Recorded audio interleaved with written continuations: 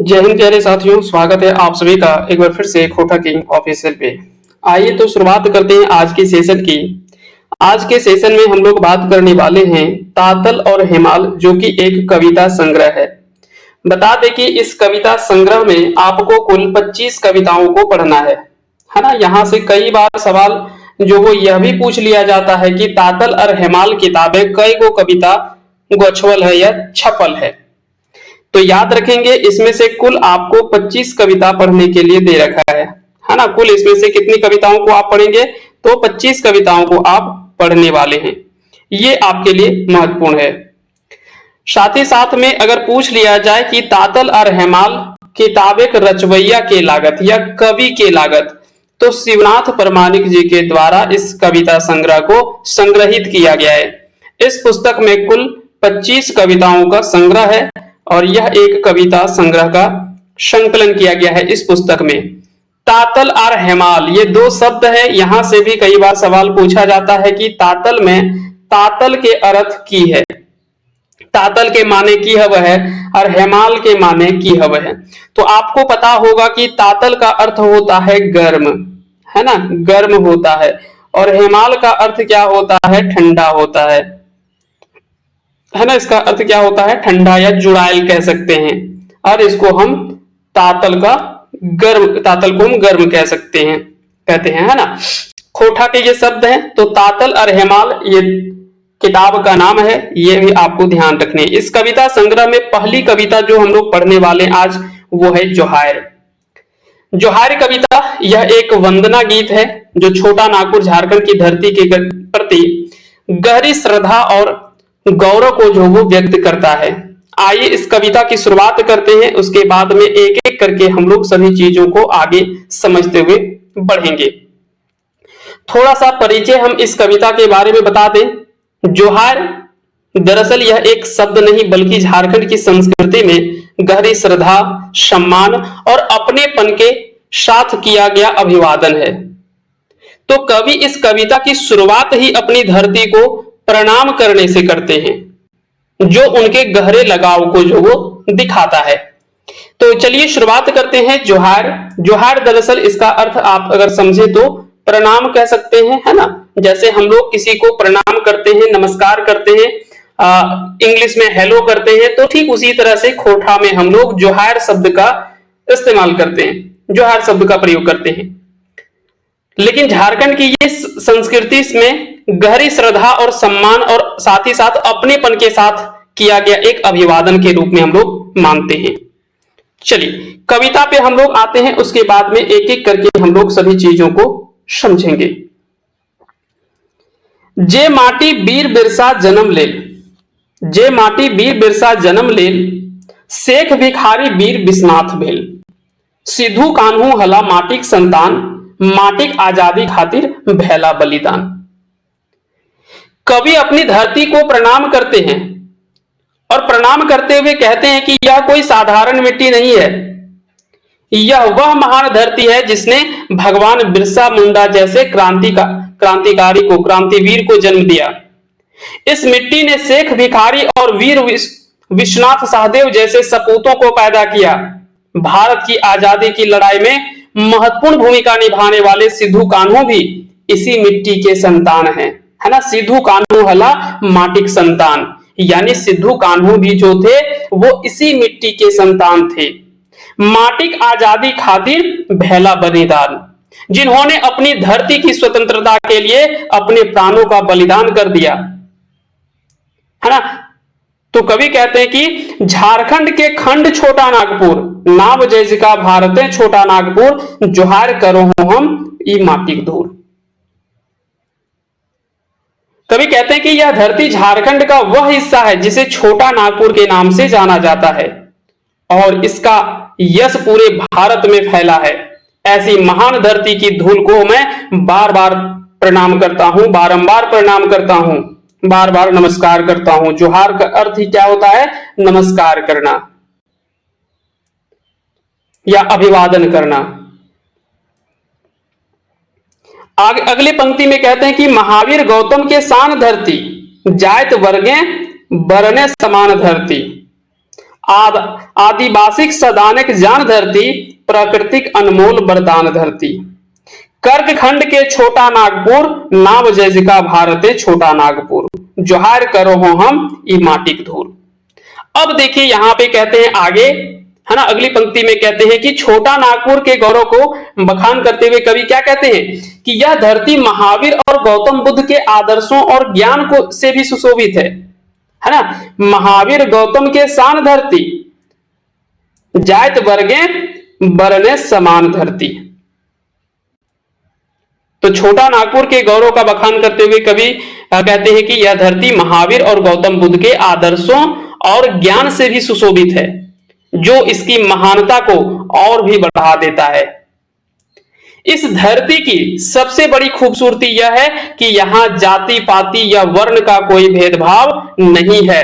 जात वर्गे वर्णे समान धरती, यानी यहाँ पे सभी जाति पाति सभी वर्णों में कोई भेदभाव नहीं है, यहाँ सबको समान मानती है ना। यह जो वो सबको समान मानती है। आदिवासिक सदानक जान धरती, प्राकृतिक अनमोल वरदान धरती। यह भूमि यहाँ के आदिवासियों और सदानों, सदान कौन हुए, मूल गैर जनजातीय निवासी, दोनों की आत्मा और प्राण है। क्या है, दोनों की आत्मा और प्राण है। यह प्रकृति का दिया हुआ अनमोल तोहफा है ना। यह क्या है, प्रकृति का दिया हुआ एक अनमोल तोहफा है। जैसे कहते हैं कि प्राकृतिक अनमोल वरदान धरती, कि यह प्रकृति का दिया हुआ एक अनमोल तोहफा है। कर्क खंड के छोटा नागपुर, नाम जैजिका भारते छोटा नागपुर। जोहार करो हो हमी माटिक धूल। कहते हैं कि भौगोलिक रूप से यह कर्क रेखा पर स्थित है और पूरे भारत में विख्यात है। कवि पुनः इस मिट्टी की धूल को नमन करते हैं, प्रणाम करते हैं, जोहार करते हैं, है ना। यानी फिर से ये प्रणाम करते हैं इस धरती को। कहते हैं कि ये धरती जो वो कोई मामूली धरती नहीं है। जे धरती दामोदर स्वर्ण रेखा, जे धरती दामोदर स्वर्ण रेखा, पारसनाथ लोगो जिनगा देखा। माटिक गर्भे चौबतल हीरा मोती, हरिहर बोन झार हरिहर खेती। हीरा खंड के खंड छोटा नागपुर, नाम जैजिका भारते छोटा नागपुर। जोहार करो हो हामी माटिक धूल। कहते हैं कि जिस धरती, है ना, कभी इस धरती की प्राकृतिक संपदा का वर्णन करते हुए कहते हैं कि यह वह भूमि है जहां दामोदर और स्वर्ण रेखा जैसी जीवनदायिनी नदियां बहती है। यहां पारसनाथ और लुगु जैसे पूज्य पहाड़ हैं और जिनगा जैसे खूबसूरत झरने हैं। इस मिट्टी के गर्भ साधारण नहीं बल्कि हीरे मोती जैसे बहुमूल्य खनिजों से भरा पड़ा हुआ है ना। माटी के गर्भ है चौबतल हीरा मोती। इस मिट्टी के गर्भ में, यह मिट्टी का गर्भ कोई साधारण नहीं है बल्कि हीरे मोती जैसे बहुमूल्य खनिजों से भरा पड़ा है। हरिहर बोन झार हरिहर खेती, साथ ही साथ क्या कहते हैं, इसके जंगल झाड़ और खेत खलिहान हमेशा हरा भरा रहता है ना, हमेशा हरा भरे रहते हैं। हीरा खंड के खंड छोटा नागपुर, और जो इसकी समृद्धि का कह सकते हैं कि प्रतीक भी है।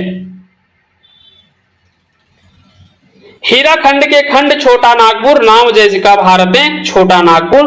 कहते हैं कि इन बहुमूल्य खनिजों के कारण भी ही कवि जो इसे हीरा खंड कह करके पुकारते हैं, यानी हीरों का प्रदेश कह करके पुकारते हैं, और कहते हैं कि इस धूल को मैं प्रणाम करता हूं।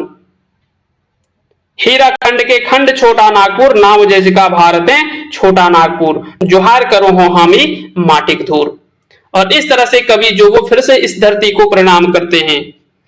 आगे कहते हैं कि मधु मासे माते है गोटे मधुबन।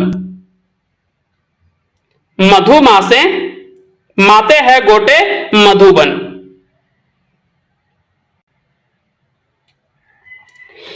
कोकिले कुहू कुहू सुना घने घन। खैरहा तितिर खेले नुकनुकानी, बांदर भालू करे मसियानी। कहते कि अब कभी यहाँ पे यहाँ की प्राकृतिक सुंदरता और जीव जंतुओं का मनमोहक चित्र खींचते हुए कहते हैं कि बसंत ऋतु आने पर यहाँ के वन उपवन मस्ती में झूम उठते हैं। घने जंगलों में कोयल की मीठी कुहू कुहू की आवाज गूंजती है। खरगोश और तीतर जैसे छोटे छोटे जीव यहाँ लुका छिपी खेलते हैं और बंदर भालू जो है वो अपनी ही दुनिया में मस्त रहते हैं। बांदर भालू करे मसियानी, बांदर भालू करे मसियानी, यानी बंदर और भालू जो वो अपनी दुनिया में मस्त एकदम खोए हुए रहते हैं।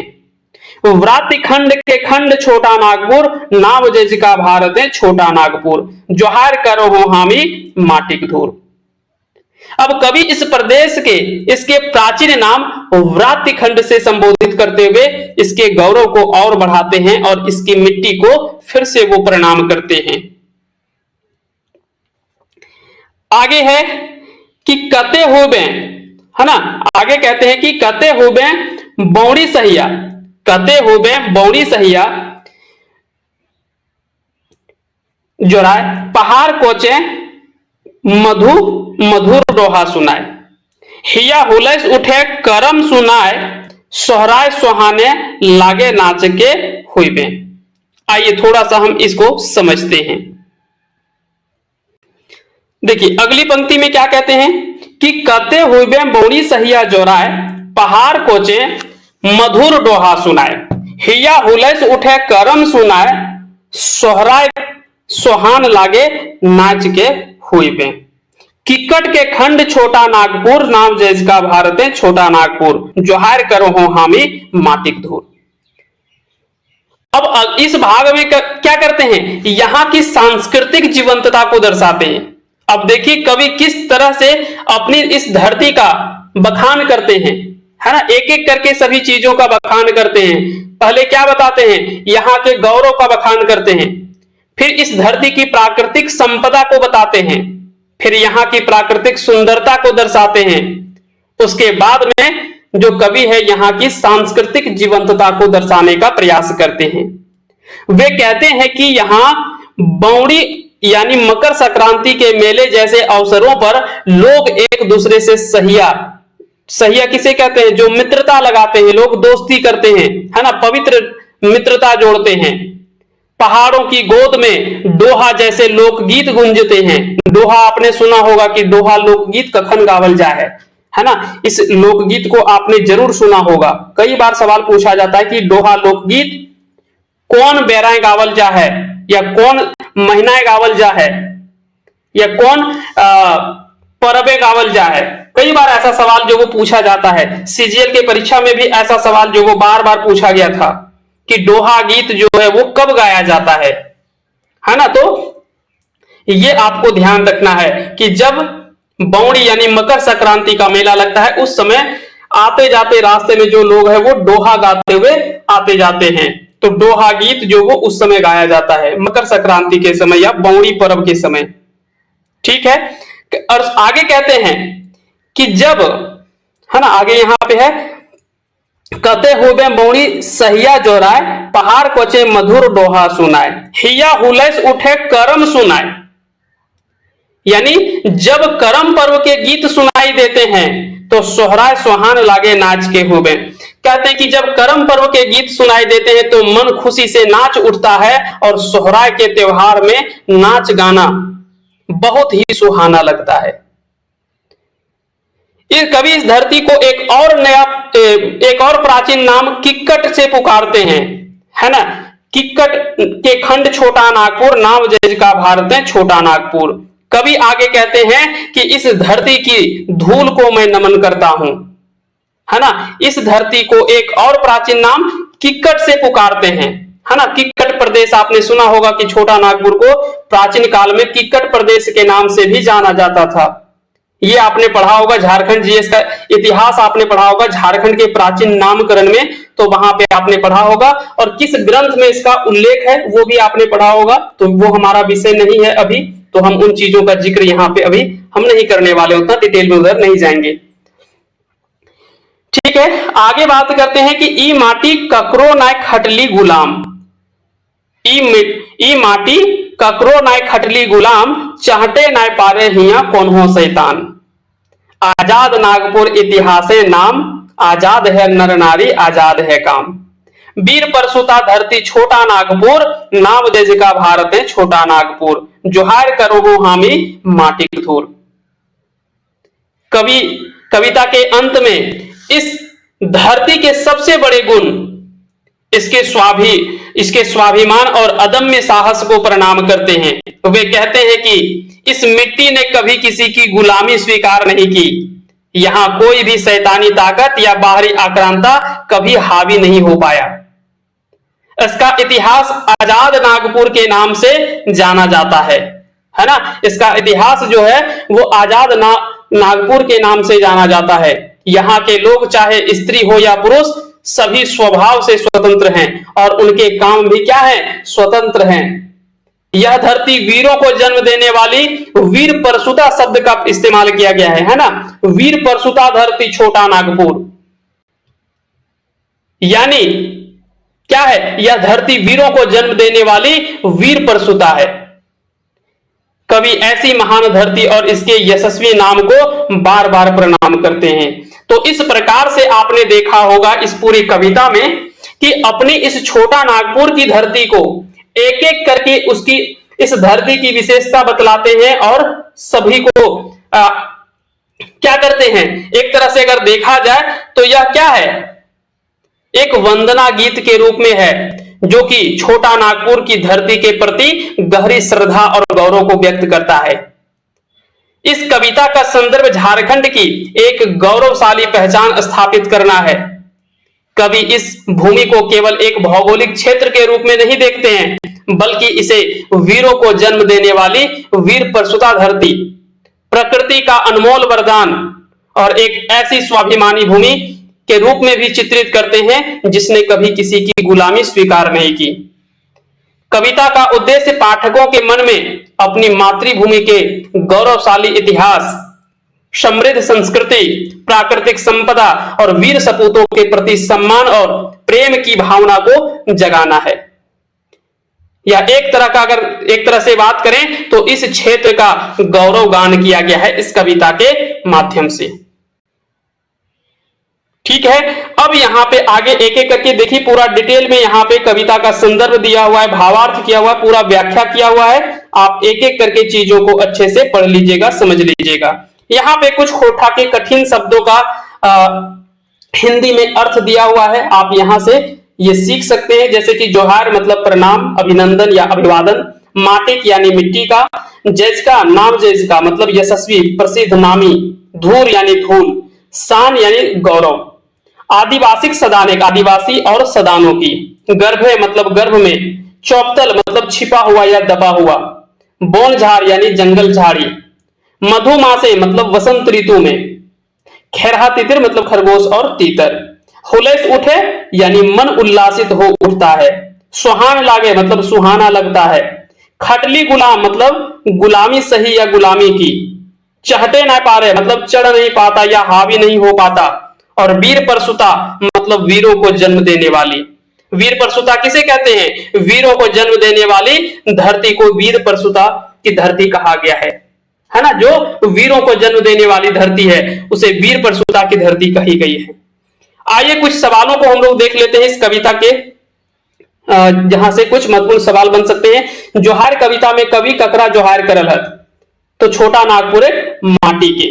साथ ही साथ सवाल यहाँ पे बन सकता है कि जोहार कविता ककर लिखल लगे, तो शिवनाथ परमाणिक जी लिख ले हथिन। कौन किताबें छपल है, तो एक पथिया माफ करिएगा तातल और हेमाल किताबें छपल है ना। अभी एक पथिया डोंगल महुआ दरअसल कविता पढ़ाए तो मन में बैठा हुआ है कि एक पथिया डोंगल महुआ, वो तो संतोष कुमार महतो जी के द्वारा संकलित की गई एक कविता संग्रह है, जहां पे विभिन्न कवियों के द्वारा संकलित की गई कविताओं का संग्रह है ना। जहां पे हम लोगों ने कुल 47 कविता पहले ही पढ़ चुके हैं, है ना। एक पथिया डोंगल महुआ में 47 कविता हम लोगों ने पढ़ा है। चलिए अब हम लोग बात कर रहे हैं यहाँ पे तातल और हेमाल, और आज के सेशन में हम लोग 5 कविता को पढ़ेंगे, है ना। 5 कविता को पढ़ने वाले आज के सेशन में। तो पहला सवाल आपको समझ में आ गया, जोहार कविता में कवि ककरा जोहार करल, तो छोटा नागपुर एक माटी के। दूसरा सवाल बन सकता है, कविता के पहिल पद में कौन कौन वीर शहीद के नाम आयल है। देखिए ऐसे सवाल परीक्षा में जरूर पूछे जाते हैं और ऐसे में आप तब तक नहीं सवाल को बना पाएंगे जब तक आप कविता को अच्छे से नहीं पढ़े होंगे। यहाँ पे बिरसा, सिद्धू कान्हू, शेख भिखारी और विश्वनाथ सहदेव जैसे वीर सपूतों का जिक्र किया गया है ना। तो इसका आंसर हो जाएगा क। अगला सवाल है कि इस कविता में कौन कौन नदी का नाम लेल गेल है। इस कविता में किस किस नदी की चर्चा की गई है। तो दामोदर और स्वर्ण रेखा आपने पढ़ा होगा, है ना। दामोदर और स्वर्ण रेखा नदी का जिक्र मिलता है कि जे धरती दामोदर स्वर्ण रेखा, है ना। तो ये दोनों नदियों की चर्चा की गई है इस कविता में। माटी गर्भ है चौपतल हीरा मोती, है चौपतल के माने की है मतलब छिपा हुआ या दबा हुआ, है ना। कि इस धरती के गर्भ में, है ना, इस धरती के गर्भ में कई सारे खनिज संपदा जो वो छिपे हुए हैं या दबा हुआ है। तो उसको क्या कहा गया है, चौपतल हीरा मोती। मतलब हीरा मोती जैसे कई बहुमूल्य खनिजों से भरी हुई धरती है इस धरती के गर्भ में, है ना, इस छोटा नागपुर के धरती के गर्भ में। तो इसका आंसर क्या हो जाएगा, ग हो जाएगा, छिपल या दबल। कविता में कौन कौन झारखंडी पर्व के चर्चा करल गेल है। ऐसे सवाल जरूर आपके परीक्षा में पूछे जाते हैं। तो याद रखेंगे यहाँ पे करम और सोहराय, करम और सोहराय ये दो त्योहारों की चर्चा जो वो की गई है। यहां से भी आपकी परीक्षा में जो वो सवाल जो वो पूछा जाता है, ये भी आपको याद रखने हैं। तो यहाँ पे करम और सोहराय दो त्योहारों की चर्चा की गई है। साथ ही साथ और किसकी चर्चा की गई है, क्या केवल करम और सोहराय की ही चर्चा की गई है, तो नहीं। अगर आप पूरा पढ़ेंगे अच्छे से तो यहाँ पे और एक त्योहार की चर्चा की गई है। तो देखिए वैसा ऑप्शन मिलेगा तो ऑप्शन के अकॉर्डिंग आपको जो वो उत्तर करने हैं, है ना। कहते हैं कि कहते होते बौड़ी सहिया जोराय, तो एक तो बौड़ी त्योहार की चर्चा की गई है।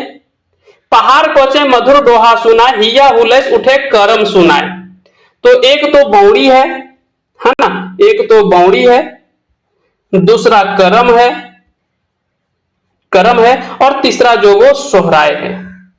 तो याद रखें कि जिस तरह से आपको ऑप्शन मिले ऑप्शन के हिसाब से आपको उत्तर करना है।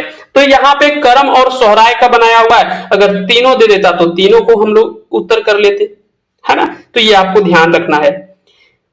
चलिए आगे बात करते हैं। माटिक गर्भे हीरा मोती पावल जा है, एकर खातिर छोटा नागपुर के की कहल गेल है। इसलिए जहां पे जिस धरती में, है ना, हीरा मोती जो वो चौपतल है, उस धरती को क्या कहा गया है। अब देखिए यहाँ पे तो कई नाम से जो वो पुकारा गया है, लेकिन सबकी अलग अलग विशेषता बतलाई गई है। उसके बाद में इसका नाम जो वो ये सब दिया गया है। कर्क खंड कहा गया है, व्राति खंड कहा गया है, हीरा खंड कहा गया है, किकट कहा गया है। लेकिन आपको समझना होगा कि कब हीरा खंड कहा गया है ना। ये सब आपको समझना होगा कि हीरा खंड कब कहा गया है, व्राति खंड कब कहा गया है, किकट कब कहा गया है और कर्क खंड कब कहा गया है। तो जब हम लोग बात करते हैं हीरा खंड की, तो यहाँ पे जब हम लोग तीसरी पंक्ति की बात कर रहे थे कि जे धरती दामोदर स्वर्ण रेखा पारसनाथ लुगु जिनका देखा, माटिक गर्भ है चौपतल हीरा मोती, हरिहर बोन झार हरिहर खेती। हीरा खंड के खंड छोटा नागपुर, नाम जिसका भारत है छोटा नागपुर। तो जहां पे हीरा मोती गर्भ में पावल जा है, वो इसके लिए यहां पे हीरा खंड शब्द का प्रयोग किया गया है। तो यहां पे क्या हो जाएगा, हीरा खंड हो जाएगा। कर्क खंड किस लिए कहा गया है, क्योंकि यहां की धरती में महावीर और गौतम बुद्ध जैसे इस धरती में जो वो यहाँ पे जन्म लिए उसकी धरती मानी जाती है, इसलिए भी ये इसे जो वो कर्क खंड कहा गया है। आदिवासी सदान जो वो मिलजुल करके एक साथ प्रकृति के अनमोल वरदान धरती, प्रकृति का एक अनमोल धरती है यह, इसलिए इसे कर्क खंड कहा गया है ना। तो अलग अलग नामों से जो वो जाना गया है। क्लियर हो गया। तो अलग अलग जगह जैसे जैसे आपको सवाल पूछे जाएंगे वैसे वैसे आपको उत्तर करने होंगे। यहाँ पे जिक्र तो चारों नाम का हुआ है, लेकिन कब और किस परिस्थिति में हुआ है ये भी आपको समझना होगा, है ना। जब आप डिटेल से अच्छे से इस कविता को समझेंगे तब आप इसका उत्तर कर पाएंगे। कविता के मुताबिक छोटा नागपुर एक माटी और मानुष के की विशेषता है। तो वो ककरो गुलाम ना रहलत। इसकी इस धरती की सबसे बड़ी विशेषता क्या रही है कि यह धरती जो वो कभी किसी की गुलामी नहीं की है, तो वो ककरो गुलाम ना रहलत। तो इसका उत्तर क्या हो जाएगा? ख हो जाएगा। चलिए अगले सवाल पे आते हैं। कविता में छोटा नागपुर खातिर, कविता में छोटा नागपुर खातिर कौन कौन पुरना नाव यानी प्राचीन नाम के प्रयोग भेल है? तो यहां पे कर्कखंड, हीराखंड, व्रातिखंड, किक्कट है ना, ये सभी का जिक्र यहां पे मिलता है। तो क और ख दोनों है, झारखंड तो मिलता ही है। एक नागभूमि यहां पे नहीं बोला गया है। अगर हम यहां पे नागभूमि के जगह पे कुछ और होता तो यहां पे फिर डी में एक ऑप्शन बनाना चाहिए था, ई सभे, है ना, ई सभे यहां पे बनाना चाहिए था। यहां पे इसको केवल हटा दिया जाता तो बाकी के ये सभी नाम का यहां पे जिक्र किया गया है। लेकिन झारखंड का दरअसल यह एक भाग है ना, झारखंड का एक भाग है छोटा नागपुर। तो इसीलिए यहां पे स्पेशली जो जिक्र किया गया है इस कविता में वो छोटा नागपुर के बारे में जिक्र किया गया है। और छोटा नागपुर जो वो झारखंड का एक हिस्सा है, ये आपको समझ में आ गया होगा। इसलिए इसका उत्तर जो सही होगा वो होगा कर्कखंड, हीराखंड, व्रातिखंड और किक्कट। ये चारों नाम इसका सही आंसर हो जाएगा, यानी क और ख दुइयो इसका जो वो उत्तर हो जाएगा। चलिए अगले सवाल पे आते हैं। जे माटी वीर के जन्म देवे है ओकरा खातिर कविता में कौन शब्द के प्रयोग भेल है? तो यहां पे इसके लिए वीर परसुता धरती शब्द का प्रयोग किया गया है। तो यहां पे इसे क्या कहा गया है? वीर परसुता धरती कही गई है। चलिए आखिरी सवाल पे हम लोग आते हैं। इसका आखिरी सवाल है, जोहार कविता के मूल भाव की है। जोहार कविता के मूल भाव क्या है? तो गर्व और श्रद्धा, गर्व और श्रद्धा। पूरा कविता में कवि आपन धरती छोटा नागपुर माटी के ऊपर गर्व करत और ओकरा प्रति आपन श्रद्धा भाव से जोहार करके, है ना, कह के दिखावत। कविता के टोन शुरू से अंत तक गर्व और श्रद्धा से भरा हुआ है। तो याद रखेंगे इसका आंसर क्या हो जाएगा? गर्व और श्रद्धा। चलिए अगली कविता पे हम लोग आते हैं। अगली कविता का नाम है डहर बनाए चल रे। बता दें कि इस कविता संग्रह में बहुत अच्छी कविता है, पढ़ने में भी आपको बहुत मजा आएगा। चलिए ये तो अभी शुरुआत है, जैसे जैसे हम लोग कविता में आगे बढ़ेंगे एक से एक कविता आपको देखने के लिए मिलेगा और बहुत कुछ आप सीख पाएंगे इस कविता संग्रह से। डहर बनाए चल रे, इसका अर्थ क्या हुआ? डहर बनाए चल रे यानी जिंदगी के रास्ते में इसका कहां, अगर इस कविता का मूल मंत्र अगर बात करें ना तो कवि कहते हैं कि जिंदगी के रास्ते में अगर कांटे हैं तो उन कांटों को उखाड़ करके फेंक दो और आगे बढ़ते चलो। क्योंकि जिंदगी के रास्ते में अगर आप आगे बढ़ रहे हैं तो कांटे तो आएंगे रास्ते में, अड़चने तो आएंगे आपके रास्ते में। तो क्या उस अड़चन की वजह से आप अपना रास्ता मोड़ लेंगे क्या, या आप वापस आ जाएंगे? नहीं, उस कांटे को आप उखाड़ करके फेंक दें और आगे बढ़ते चले। तो डहर बनाए चल रहे मतलब रास्ता आपको खुद बनाते हुए चलना पड़ेगा। यह एक आह्वान गीत है, यानी एक ऐसी कविता जो लोगों को जगाने और उन्हें कर्म करने के लिए प्रेरित करती है। कवि इस कविता में कहते भी हैं लोगों से कि वे चुपचाप नहीं बैठे बल्कि अपना रास्ता खुद बनाएं और आगे बढ़ें, है ना, कि आप चुपचाप मत बैठिए, अपना रास्ता खुद बनाएं और आगे बढ़ते चलें। इसलिए इस कविता का मूल मंत्र ही यही है कि जिंदगी के रास्ते में अगर कांटे हैं तो उन कांटों को उखाड़ करके फेंक दो और आगे बढ़ते चलो। चलिए पूरी कविता हम लोग पढ़ते हैं, उसके बाद में फिर चीजों को हम लोग एक एक करके सीखेंगे। कहते कि चल डहर चल रे, डहर बनाए चल रे, जिंदगी के डहर कांटा, कांटा उखाड़ चल रे, सुलगवा चूल्हा तितकी के, धरवा बोनेक लुवाठी के, झोसक मूसा मखरी के, ढोड़सक बड़ी उड़ीस बखरी के, रगदा सियार हुडरवन के, निगछल चाला जौकवन के। हंडर हुंडरू घाघ कहे तोय हुंडरल चल रे। कवि एक क्रांतिकारी बदलाव में आह्वान करते हैं। वे कहते हैं कि जो जो चिंगारी तुम्हारे चूल्हे में सुलग रही है, उसी से जंगल की मसाल को जला दो।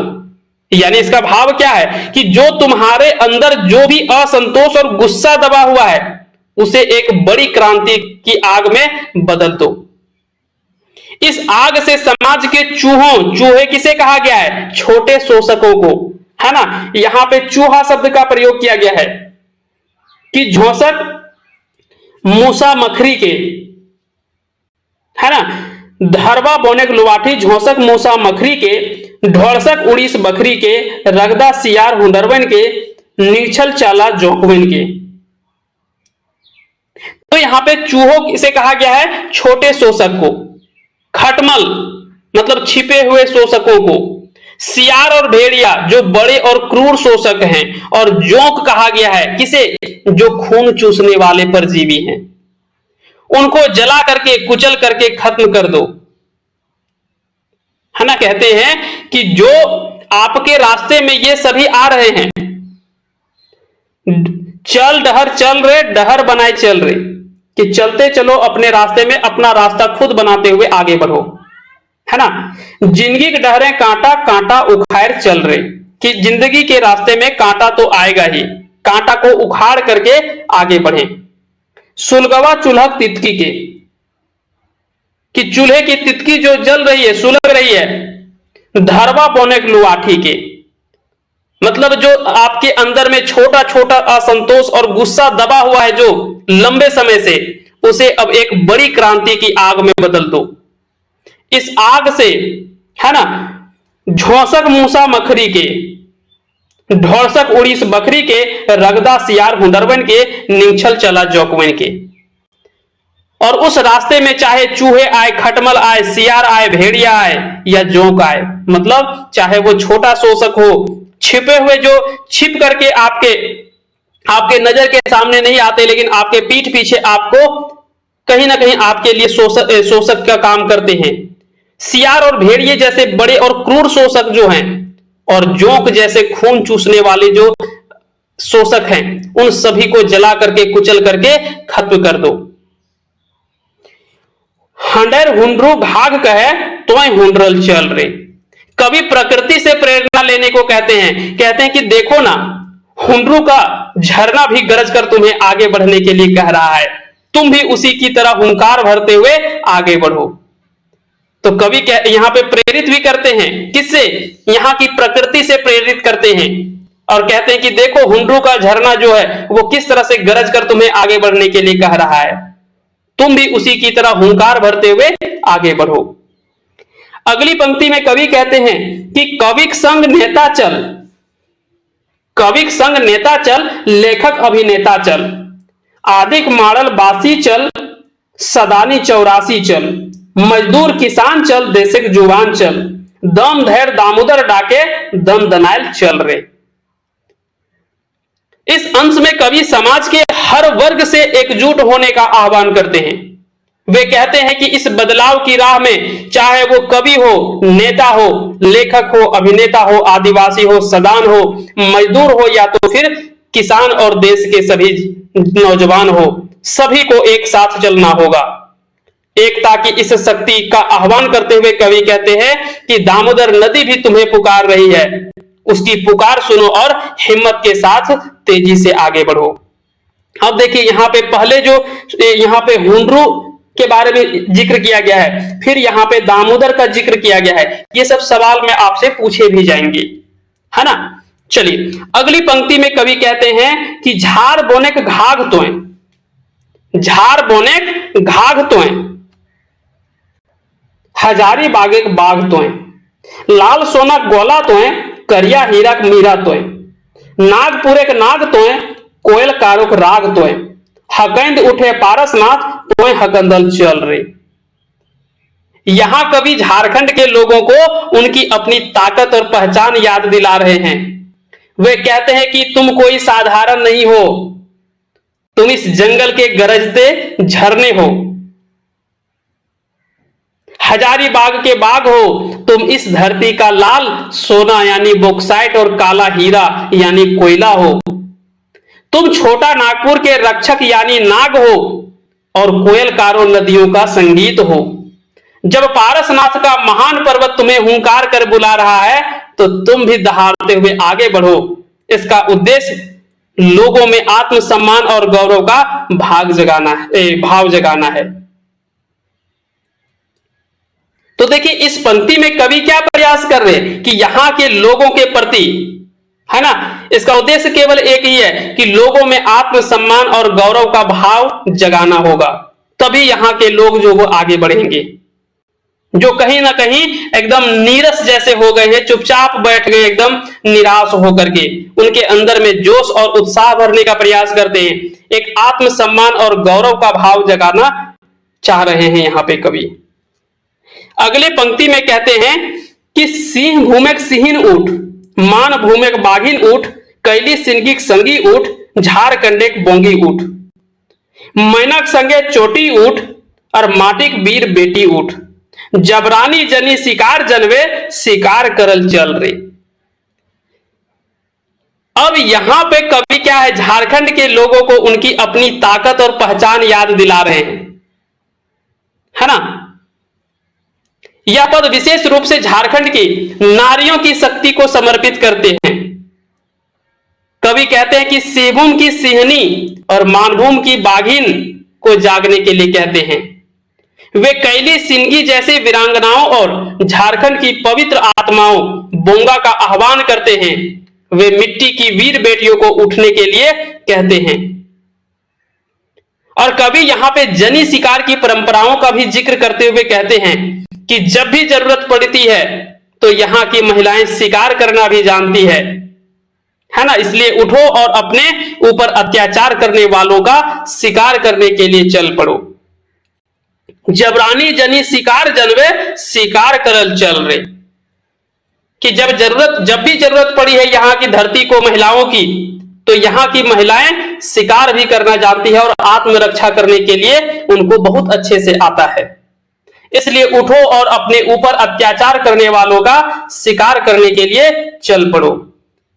यहां पे जनी शिकार जैसे महत्वपूर्ण और एक ऐसी प्रथा का जिक्र भी करते हैं जहां पे यहां की महिलाओं ने अपने शौर्य का प्रदर्शन किया था और उन्होंने अपने आप से लोहा भी बनवाया था। अगली पंक्ति में कवि कहते हैं कि शहरेक लोर तोड़ रे, शहरेक लोर तोड़ रे, गांवेक नाता जोर रे, कोठीक भीतर चोर रे, लुवाठी लय खोर रे, फूलेक बिछना छोड़ रे, जिये राखा धोर रे, मदन भेड़िक साड़ा सुन, डुगडुगी बजवल चल रे। अब देखिए यहां पे क्या है, कवि जो वो सामाजिक चेतना जगाते हुए कहते हैं कि शहर और गांव के बीच की जो दूरी है उसको मिटाओ, अपने गांव से रिश्ता जोड़ो, है ना। गांव का नाता जोड़ रे, मतलब गांव से रिश्ता जोड़ो। कोठिक भीतर चोर रे, कहते हैं असली चोर तो बड़े बड़े महलों में बैठे हैं, उन्हें मसाल लेकर के खदेड़ो। फूले बिछना छोड़ रे, कहते हैं कि फूलों के बिस्तर पर सोने से काम नहीं चलेगा, फूलों के बिस्तर पर सोने यानी आराम करने का समय नहीं है। जिये राखा धोर रे, हिम्मत से काम लो। युद्ध की घोषणा करने वाली जो मदन भेरी बजती है ना, वो बज उठी है, तुम भी डुगडुगी बजा करके यानी सबको सूचित करके आगे बढ़ चलो। तिलैया के आन सुन, तिलैया के आन सुन, सकरी के पुराण सुन, मयूराक्षिक पार सुन, अजय नदी के धार सुन, बरा करेक मीत सुन, उसरी के गीत सुन, डाक देल खरगा डराए, डेग उठवल चल रे। अब देखिए यहां पे क्या है, कवि जो वो विभिन्न नदियों और बांधों की चर्चा करते हैं। यहां पे तिलैया, सकरी, मयूराक्षी, अजय, बराकर, उसरी और खरगा बहार जैसे नाम लेकर के पूरे क्षेत्र को एक सूत्र में पिरोते हैं और वे कहते हैं कि ये सभी नदियां तुम्हें जो वो पुकार रही है उनकी आवाज सुनो और अपने कदम आगे बढ़ाओ। वीर तिलक बेटा जाग। अब आगे कवि कवि क्या कहते हैं कि वीर तिलक बेटा जाग, गंगा सिंह सोटा जाग, सिद्धू कान्हे कांड जाग, विश्वनाथ नियर साढ़ जाग, नील पीते परान जाग, भिखारी के कुरान जाग, हुलुस थूल कर बिरसा हकवे, हुलमाइल करल चल रे। कविता के अंत में कवि झारखंड के महान शहीदों और क्रांतिकारियों की विरासत को याद करते हुए कहते हैं और लोगों में जोश भरते हैं। वे कहते हैं कि ये वीर तिलका मांझी के बेटों, ऐ वीर तिलका मांझी के बेटों जागो, गंगा नारायण सिंह का डंडा फिर से जाग उठो, सिद्धू कान्हू का तीर और विश्वनाथ सहदेव का साहस जाग उठो, नीलांबर पीतांबर का बलिदान और शेख भिखारी की निष्ठा, जो कुरान कहते हैं, है ना, शेख भिखारी कुरान जाग, मतलब जो शेख भिखारी जी की जो निष्ठा थी उसे जागने के लिए बोल रहे हैं। अंत में कवि भगवान बिरसा मुंडा का आह्वान करते हुए कहते हैं कि बिरसा हुलस्थूल यानी महान क्रांति के लिए ललकार रहे हैं, उठो और इस पूरी धरती को अपने आंदोलन से गुंजा दो।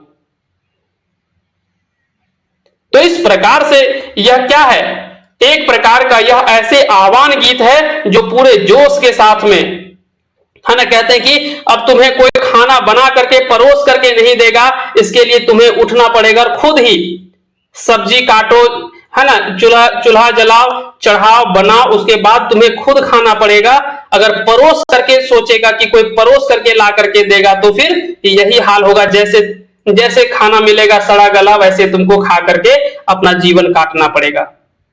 और नहीं तो अगर अच्छे से जीवन जीना है तो उसके लिए तुम्हें अपना रास्ता खुद बनाना होगा, है ना।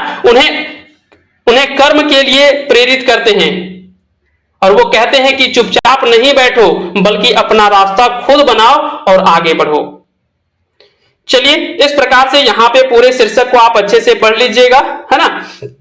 देखिए यहां पे इसका कविता का मूल मंत्र क्या था, जिंदगी के रास्ते में अगर कांटे हैं तो उन कांटों को उखाड़ करके फेंक दो और आगे बढ़ते चलो। ये पूरे इस कविता का मूल मंत्र है जो हम बता दिए, पूरा हिंदी भावार्थ किया हुआ है, आप अच्छे से सब कुछ पढ़ लीजिएगा। अब यहाँ पे कुछ खोटा शब्दों का इस्तेमाल किया गया है ना, जैसे डहर का मतलब होता है रास्ता या पथ, उखाड़ यानी उखाड़ कर, लुआठी मतलब जलती हुई लकड़ी या मसाल, झोंसक मतलब जला दो, रगदा मतलब कुचल दो, रगदा यानी कुचल दो, निगच्छल मतलब खत्म कर दो या समाप्त कर दो, हड़ैर मतलब गरजता हुआ, दंदनाल मतलब तेजी से या बिना रुके या धड़धड़ाते हुए, घाघ यानी क्या होता है जलप्रपात, मीरा मतलब मालिक या स्वामी, मीरा मतलब क्या होता है मालिक या स्वामी, हकैंद उठे मतलब हुंकार उठता या तो दहाड़ता है, सिहिन, सिहिन मतलब क्या हो गया सिहनी, जनी शिकार महिलाओं द्वारा किया जाने वाला एक पारंपरिक शिकार है जिसका नाम जनी शिकार है, इसके बारे में आपको पता होगा, लोर यानी आंसू, खोर रे मतलब खदेड़ दो या भगा दो, डुगडुगी बजबल मतलब डुगडुगी बजा करके या घोषणा करके, हाँ, सोटा मतलब क्या होता है लाठी या डंडा, लाठी या डंडा, कांड यानी तीर, हुलस्थूल मतलब क्या हो गया महाविद्रोह या उथल पुथल, बिरसा मुंडा के आंदोलन का एक नाम भी था जिसका नाम था महाविद्रोह या महाआंदोलन, है ना। हुलस्थूल शब्द का प्रयोग इस्तेमाल किया गया था, बिरसा मुंडा आंदोलन अगर आपने पढ़ा होगा तो वहां पे इसका जिक्र मिलता है। एक कविता के मूल भाव की है, इस कविता का मूल भाव क्या है, तो आह्वान गीत है, यह एक आह्वान गीत है, लोगों से आह्वान करते हैं कि अपना रास्ता खुद बना करके चलो। जिंदगी के डहरे कांटा हिया कांटा केकर प्रतीक है, कांटा जो शोषण अत्याचार और बाधा के रूप में आता है उसे यहाँ पे कांटा शब्द का इस्तेमाल किया गया है इस कविता में। चलिए, केकर कवि केकरा केकरा लुवाठी लेके खदेड़े कहत, किसे कहते हैं, तो कोठिक भीतर नुकायल चोर के खदेड़े कहत, ठीक है। उसके बाद में यहाँ पे अलग अलग जिक्र किया गया है ना, सुलगा लुवाठी लेकर के, ऐसे तो यहाँ पे एक इसका सही उत्तर होना चाहिए ई सभे, है ना, सियार हुंडरबल के, कोठी भीतर नुकायल चोर के, मूसा मखरी के, इसका आंसर हो जाएगा डी, ये सभी को यहाँ पे कहते हैं। कविता में साफे कहल गेले कोठी के भीतर चोर रे लुवाठी लेके खोर रे। लेकिन यहाँ पे क्या है कि स्पेशली जब कोई एकदम सवाल बिल्कुल एकदम उसी पर डिपेंड करके पूछे, है ना, उसी पर आधारित पूछे, एकदम पंक्ति से उठा करके, तब ऐसे में आपको जवाब जो है वो देना होगा जो पंक्ति में लिखा हुआ है उसी के अनुसार से। ऐसे तो यहां पे सबको क्या कहते हैं, सबको खदेड़ने की बात करते हैं, लेकिन जब बात आती है यहां पे खदेड़ने की लुवाठी लेकर के, तब यहां पे कोठी के भीतर जो नुकायल चोर है ना, उसे जो वो कहते हैं कि लुवाठी लेके खोर रे, है ना। पूरे आपने पढ़ा होगा कि कोठी के भीतर चोर रे लुवाठी ले खोर रे, है ना। फूले बिछना छोड़ रे जिए राखा धोर रे, मदर भेनिक साड़ा सुन डुगडुगी बजबल चल रहे। तो यहां पे क्या हो जाएगा, कोठी के भीतर जो चोर है उसे जो वो बात किया जा रहा है यहां पे खोरने के लिए। लेकिन अगर बात करें यहां पे कि किसे जो वो लुवाठी लेकर के खदेड़ने की बात करते हैं इस कविता में, तो यहां पे याद रखेंगे जितने भी शोषक और अत्याचारी लोग हैं जो बीच रास्ते में आते हैं, है ना, रास्ता रोकने के लिए बाधा के रूप में काम करते हैं, बाधक के रूप में, उन सभी को खदेड़ने की बात यहां पे करते हैं कवि। कविता में झारखंडिक नारी शक्ति खातिर कौन पारंपरिक रिवाज के जिक्र है ना। कविता में झारखंडिक नारी शक्ति खातिर कौन पारंपरिक रिवाज का जिक्र किया गया है, तो यहाँ पे जनी शिकार जो पारंपरिक रिवाज है इसका जिक्र यहाँ पे किया गया है। हजारी बागे का बाग तो ई पंक्ति से कवि की कहे खोजहत, तो लोग को अपने भीतर की शक्ति, अपने अंदर की शक्ति को पहचानने के लिए यहाँ पे ऐसे शब्दों का, ऐसे वाक्यों का इस्तेमाल किया यहाँ पे कवि ने किया है। कहते हैं हजारी बागे का बाग तो है, मतलब अपने अंदर की शक्ति को, ताकत को क्यों नहीं तुम पहचान रहे हो, उसे तुम पहचानो, तुम कमजोर नहीं हो, तुम काफी ताकतवर हो, है ना। तो यहाँ कवि लोग हजारी बागे का बाग कह के ओकर सुतल शक्ति और हिम्मत के जगावे खोजत, ई एगो गर्व के बात है डर के नाय। तो ये इसलिए ऐसे वाक्यों का जो वो यहाँ पे इस्तेमाल किए हैं। कविता में हुलस्थूल करे आह्वान केकर नाम से करल गेल है। कविता में हुलस्थूल करने का आह्वान किसके नाम से किया गया है, तो यहाँ पे बिरसा मुंडा के नाम से किया गया है ना, कि हुलस्थूल कर बिरसा हकवे हुलमाइल करल चल रे। तो यहाँ पे बिरसा मुंडा के लिए यहाँ पे बोलते हैं। कवि केकर संग चले के बात करहत, तो कवि, नेता, लेखक आदि, आदिवासी, सदानी, मजदूर, किसान, जवान, ये सभी के साथ में चलने के लिए एक साथ कहते हैं। अगला सवाल है कोयल कारोक राग तो है, ये पंक्ति में राग के माने की है, तो संगीत, सुर या धुन इसका जो वो सही आंसर हो जाएगा। डहर बनाए चल रहे कविता में कौन नदी के डाके या पुकारे के बात करल गेल है, तो यहाँ पे क्या बोला गया है, दामोदर नदी, है ना। जब आपने कविता के शुरुआत में ही हम लोगों ने जब पढ़ा था तो वहां पे क्या है, क्या बोला गया था कि दम धैर्य दामोदर डाके दन दनाइल चल रही, तो यहाँ पे दामोदर नदी का जिक्र यहाँ पे किया गया है। अगला सवाल है भिखारी कुरान जाग, ये पंक्ति के की भाव है। भिखारी के कुरान जाग मतलब यहाँ पे क्या हो गया कि शेख भिखारी के धार्मिक आस्था और क्रांतिकारी वचन पर चलने की बात करते हैं, है ना। जो शेख भिखारी के धार्मिक आस्था जो थी और क्रांतिकारी वचन जो था उस पे चलने के लिए आज लोगों से आह्वान करते हैं। तो ये पंक्ति खाली धार्मिक किताब के बात ना करो है, बल्कि शेख भिखारी के वो वचन और व्यवहार के बात करो है जे वो अपन धर्म कुरान से सीख के आजादी के लड़ाई में देखवल हत। ई धर्म के सही मरम के जगावे के बात करो हत, बात है ना।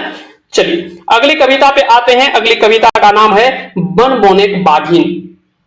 बन बोनेक बाघिन। अब देखिए एक से एक कविता आपको यहाँ पे मिलेगा इस कविता संग्रह में, है ना। अच्छी अच्छी कविताओं का जिक्र भी यहाँ पे किया गया है।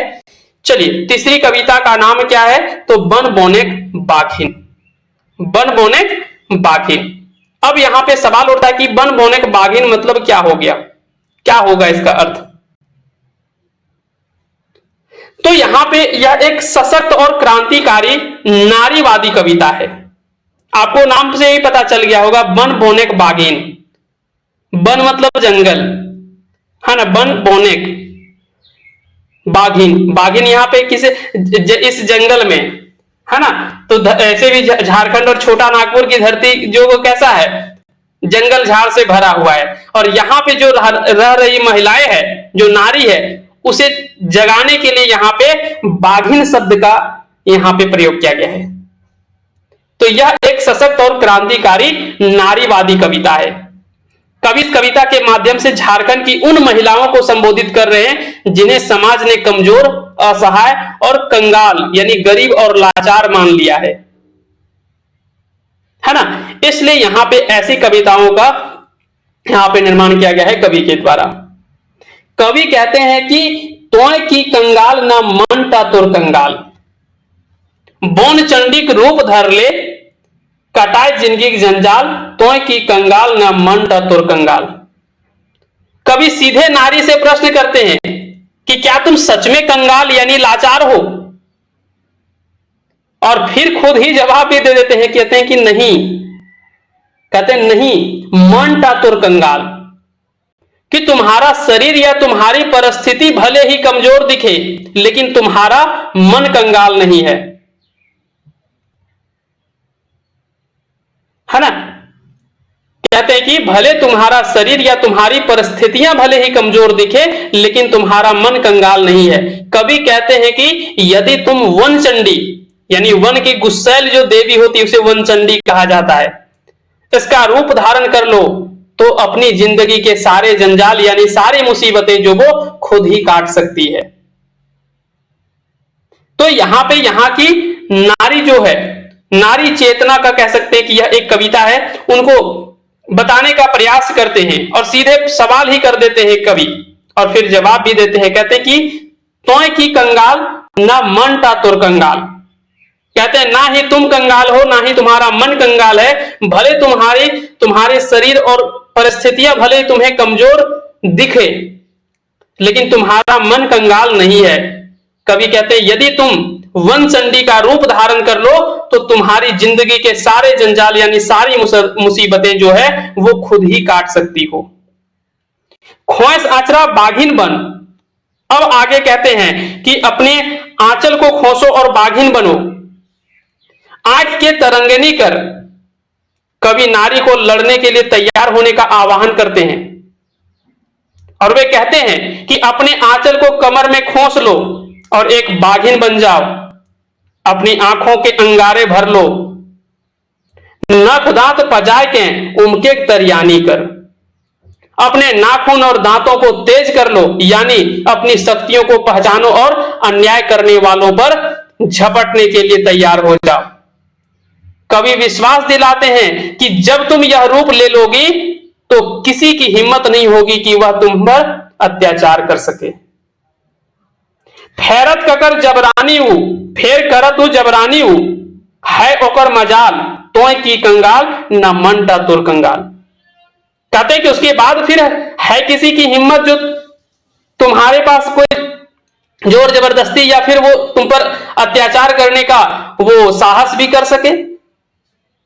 नहीं कर सकता है। ना तुम कंगाल हो ना तुम्हारा मन कंगाल है। भले परिस्थितियां थोड़ा सा कमजोर जरूर बना सकती है लेकिन तुम अपने अंदर की वास्तविक ताकत को पहचानो तो सही। पन खरीसे की दम चहटत नागिने के पास, है ना। कहते हैं कि पन खरीसे की दम चहटत नारी के पास, ढांस दिले भसम हवत जान उड़त आकाशें। जनी शिकारेक भेव जान री बीर जनी संथाल, तोय की कंगाल न मन ता तोर कंगाल। अब यहां पे कवि क्या है, कवि नारी की शक्ति की तुलना एक जहरीली नागिन से करते हैं। कहते कि पनखरीस की क्या मजाल, जो चहटत नागिन के पास, कि वो नागिन के पास चहट करके मतलब सामने भी आकर के दिखाते, यानी यहां पे नागिन कहते हैं कि तुम नागिन हो। और पनखरीस वे कहते हैं एक पनखरीस जो कमजोर और विषहीन सांप है उसकी क्या हिम्मत है जो एक शक्तिशाली नागिन के पास भी आकर के फटके। अगर नागिन केवल एक फुफकार मार भी दे दे तो वह जल करके राख हो जाएगा। कवि विशेष रूप से संथाल समाज की वीर नारियों को संबोधित करके कहते हैं कि तुम जनी शिकार महिलाओं द्वारा किया जाने वाला शिकार का रहस्य और उसकी ताकत को जानती हो, तुम लाचार नहीं हो सकती हो। है ना, यहां कहते हैं कि जनी शिकार एक भेव जान री वीर जनी संथाल। यहां पे संथाल कवि विशेष रूप से संथाली समाज की वीर नारियों को संबोधित करते हुए कहते हैं कि तुम जनी शिकार, जो महिलाओं द्वारा किया जाने वाला एक शिकार की प्रथा है, उसका रहस्य और उसकी ताकत को जानती हो, तुम लाचार नहीं हो सकती। है ना, तोय की कंगाल ना मन टा तुर कंगाल। आगे कवि कहते हैं कि तोय बोने का हाथीन, तोय बोने का हाथीन पिपरी से डरा है, झार बुने का बागिन सियार से परा है। हाथे कांड धनुक धर और भागतो उ कौन काल, तोय की कंगाल न मन टा तुर कंगाल। कवि नारी की शक्ति की तुलना यहां पे किस रूप में करते हैं? कवि नारी का वास्तविक शक्ति और उसकी वर्तमान दबी हुई स्थिति के बीच का विरोधाभास दिखाते हैं। कहते हैं, अरे तुम जंगल की हथनी जैसी शक्तिशाली हो और सामने एक छोटी सी चींटी से डर रही हो। तुम जंगल की बाघिन हो, है ना, झाड़ बोने का बाघिन सियार से परा है, कि तुम इस जंगल की बाघिन हो करके लेकिन तुम एक मामूली सियार से हार रही हो। क्या तुम्हें अपने वास्तविक ताकत का शायद अंदाजा नहीं है तुम्हें? कभी उसे प्रेरित करते हुए कहते हैं कि अपने हाथों में तीर धनुष उठाओ और फिर एक वह अत्याचारी किस दिशा में भागता है वो तो देखो। है ना, कार हाथे कार धनुक धर भागतो उ कौन काल, तोय की कंगाल न मन टा तुर कंगाल। कि अपने हाथों में तीर धनुष उठाओ तो सही, फिर देखना वह अत्याचारी किस दिशा में भागता है सो और कैसे भागता है सो। आगे कहते हैं कि छांदले खोछा से नाय नारिक इज्जत भीख, छांदले खोछा से नाय नारी इज्जत भीख, आचरा तोर टाने वाला हाथ मचोरे सीख। कैली सिंगी कथा सुन की रंगे किरण काटे का जाल, तोय की कंगाल न मन टा तुर कंगाल, न मन टा तुर कंगाल। अब यहां पे कवि नारी को आत्मसम्मान के लिए लड़ना सिखा रहे हैं और कहते हैं कि आंचल फैलाकर किसी के सामने अपनी इज्जत की भीख मत मांगो, उससे तुम्हें इज्जत की भीख नहीं मिलने वाली है। इसके बजाय जो कोई तुम्हारी आंचल खींचने की कोशिश करे उसका हाथ मरोड़ना सीखो। कवि उसे कैली सिंगी जैसी वीरांगनाओं की कथा सुनने के लिए कहते हैं, जिनसे उसे अत्याचारियों के जाल को काटने की प्रेरणा मिलेगी। कहते हैं कि कैली सिंगी से तो सीखो, किरण काटे जाल, है ना, कि किस तरह से वो परिस्थितियों से उलझे अत्याचारियों का जाल को काटने की प्रेरणा यहां से मिलेगी तुम्हें। तोय की कंगाल ना मन टा तुर कंगाल। अरे तुम खुद को क्यों कमजोर समझ रहे? तुम ना ही तुम कमजोर हो ना तुम्हारा मन कमजोर है। नारी कहूं निजौरी नाय, नारी कहूं निजौरी नाय, नाके नून कैस दीही, नंगट लंपट नरकट के नाके नथ नाथ दीही। री बोने वीर बाला चरपट के चाम छाल, तोय की कंगाल न मन टा तुर कंगाल। अंत में कवि एक सशक्त संदेश देते हैं कि नारी कहीं भी बेसहारा नहीं है, कि नारी कहूं निजौरी ना है, कि नारी कहीं बेसहारा नहीं है। निजौरी मतलब बेसहारा। वह किसी भी नंगट, लंपट, नरकट मतलब बेशर्म, लंपट और दुष्ट व्यक्ति को अपने आत्मसम्मान से नाक में नकेल डाल सकती है। कवि उसे वन की वीर बाला कहकर संबोधित करते हैं कि रे बोनेक वीर बाला, और कहते हैं कि अरे वन की वीर बाला, ऐसे दुष्टों की चमड़ी उधेड़ दो। वे फिर से अपनी बात दोहराते हैं कि तुम कंगाल नहीं हो, तुम्हारा मन कंगाल नहीं है, तुम बस अपने अंदर की ताकत को भूल गई हो। बस केवल उसे पहचानो और अपने उन इतिहास को याद करो, जहां पे जनी शिकार जैसी प्रथाओं को याद करो, है ना, कैली सिंगी जैसे वीरांगनाओं को याद करो।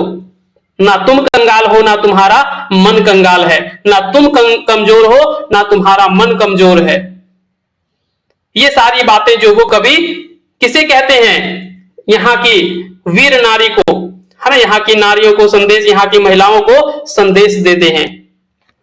चलिए, इस प्रकार से यहाँ पे पूरे इस पंक्ति के पूरे आप हिंदी से अच्छे से समझ लीजिएगा। यह एक सशक्त और क्रांतिकारी नारीवादी कविता है। कवि इस कविता के माध्यम से झारखंड की उन महिलाओं को संबोधित कर रहे हैं जिन्हें समाज ने न कमजोर, असहाय और कंगाल, गरीब, लाचार मान लिया है। कवि इस दमनकारी सोच को चुनौती देते हैं और नारी के भीतर छिपी हुई असीम शक्ति को जगाने का प्रयास करते हैं।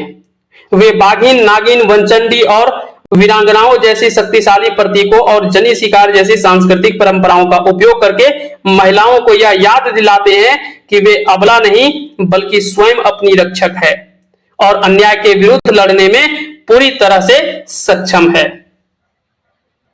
चलिए आगे बढ़ते हैं। अब यहाँ पे कुछ खोटा शब्द है, इनके शब्द के अर्थ आपको बता दूं। कंगाल मतलब गरीब, दीनहीन या लाचार। बोनचंडी मतलब वनचंडी या जंगल की गुस्सैल और शक्तिशाली देवी। जंजाल मतलब झंझट या मुसीबत या बखेड़ा। खोंस आंचरा मतलब आंचल को कमर में खोस करके लड़ाई के लिए तैयार होना। पाजाय के मतलब तेज करके या धार लगाकर। पनखरीसेक मतलब एक विषहीन सांप जिसको पनखरीस कहा गया है। नागिनक मतलब नागिन के। भेव मतलब रहस्य या भेद। पिपरी मतलब चींटी। डेरा है मतलब डरती हो। पारा है मतलब हार जाती हो। कांड धनुक तीर धनुष। निजौरी मतलब बेसहारा या लाचार। नारी कहूं निजौरी नाय, यहाँ पे बोला गया है ना कि नारी कहूं निजौरी नाय। नरकट मतलब दुष्ट या कमजोर या के लिए प्रयुक्त शब्द किया गया है ना, उसके लिए शब्द का इस्तेमाल किया गया है। पहला सवाल यहां से बन सकता है कि कविता में कवि केकर से बात कर रहा तो झारखंडिक जन या नारी से। अगला सवाल है खोस अचरा बागिन बन ई पंक्ति से कवि की खोजे कहे खोजोहत।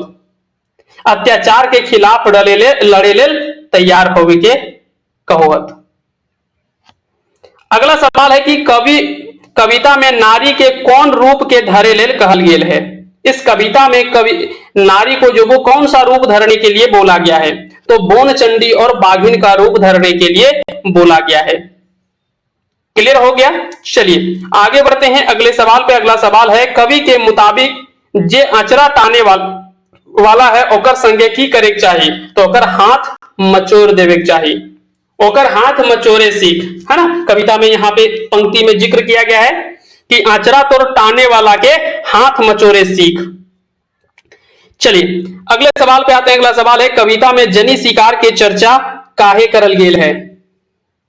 इ नारी के भीतरी शक्ति, वीरता और परंपरा के याद दियावे लेल। इससे क्या है कि नारी के अंदर की शक्ति, ताकत, वीरता और परंपराओं को याद दिलाने के लिए ऐसे कह सकते हैं कि इस्तेमाल किया गया है, ऐसे शक्ति का जिक्र किया गया है इस कविता में। चलिए आगे बढ़ते हैं। कवि के कहल मुताबिक असल में की चीज कंगाल नख है, तो मन जो वो कंगाल नहीं है। तो की कंगाल ना मनटा तुर कंगाल, कि ना ही तुम कंगाल हो और ना ही तुम्हारा मन कंगाल है। चलिए आगे बढ़ते हैं। हाँ, यहां पे है कि पन खरीद से तुलना केकरा से करल गेल है। पन खरीद की तुलना जो वो किससे किया गया है, तो पन खरीद की तुलना अत्याचार करने वाले मर्द से किया गया है, कि वैसा मर्द जो पन खरीस के जैसा अत्याचार करता है, तुम उसके लिए तुम भी जो वो नागिन का रूप धारण कर लो, है ना। उसके लिए तुम भी नागिन बन जाओ, फिर देखो कि पन खरीसे की मजाल जे चाहते नागिन के पास, कि तुम्हारे पास फिर वो कैसे आएगा सो देखना, है ना। उसकी मजाल ही नहीं है जो तुम्हारे पास आकर के चाहत जाए, यानी तुम्हारे करीब भी कभी आकर के दिखाए। चलिए अगले सवाल पे आते हैं। अगला सवाल है कि नारी के शक्ति के प्रेरणा, है ना, नारी के शक्ति के प्रेरणा देवे लेल कौन वीरांगना के कथा सुने लेल कहल गेल है। तो यहाँ पे कैली और सिनगी जैसी वीरांगनाओं की कथा सुनने के लिए कहा गया है। अगला सवाल है, कविता के हिसाब से एगो बाघिन जैसन शक्तिशाली नारी केकरा से डरा रहल है? तो वो सियार से डर रही है। इस कविता के मूल मकसद की है, इस कविता का मूल मकसद क्या है? तो यहां पे कहते हैं कि जनी के आपन शक्ति चिन्हे आर लड़े लेल होशियार करेंगे। तो दरअसल यहां की महिलाओं को अपने शक्ति, अपनी जो वास्तविक शक्ति है उसको पहचानने के लिए, है ना, उसे याद करने के लिए तुम अपने वास्तविक शक्ति को पहचानो, इसलिए ऐसा जो वो कविता का जो वो निर्माण किया गया है ना, कविता जो वो बनाया गया है। पूरा कविता के भाव जनी के आत्मसम्मान जगावे, ओकरा भीतर के शक्ति से परिचय करावे और ओकरा ऊपर होवे वाला सभे अत्याचार के खिलाफ लड़े लेल तैयार करे है। तो इसका आंसर क्या हो जाएगा? ग। चलिए अगली कविता पे आते हैं। अगली कविता का नाम है सोवाइल झरना। सोवाइल झरना,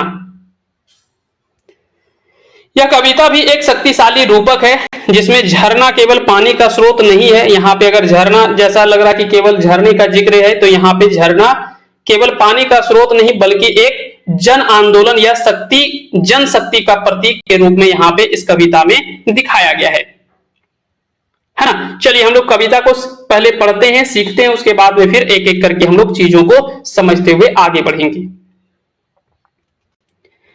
कहते हैं कि देख देख देख नजर गबचाए देख, फेर ई पहाड़ कोचक गासा ले जरकल संवाल जन्म लेल एगो झरना। कवि पाठक का ध्यान आकर्षित करते हुए कहते हैं कि देखो, ध्यान से देखो, पहाड़ के एक कोने के गर्भ से एक झरने ने जन्म लिया है।